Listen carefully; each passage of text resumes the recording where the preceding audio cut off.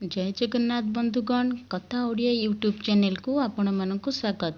यही चैनल रे आपण माने ओडिया रे प्रचलित किछि कथा और प्रथा विषय रे सुंदर सुंदर तथ्य जानि परिबे।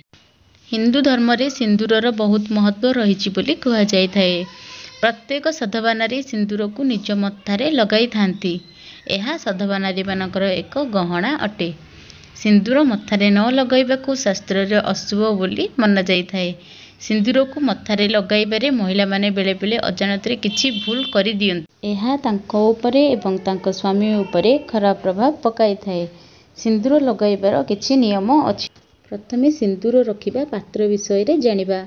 साधारण भाबरे रूपा एवं पित्तलर फरुआ सिंदूर रखिबा पई उपयुक्त होइथाए।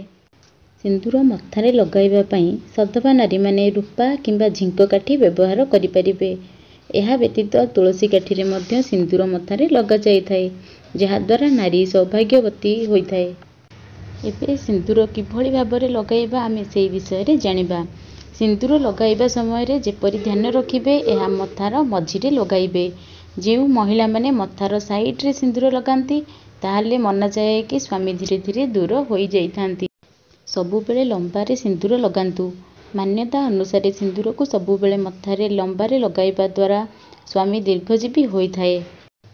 जेउ महिला माने लुचाइला भली सिंदूर लगांती ताहा तांको स्वामी उपरे खराब प्रभाव पकाई थाए। कुहा जाए कि एमिति महिला मानक ठारू तांको स्वामी धीरे धीरे दूर होई जाइथांती।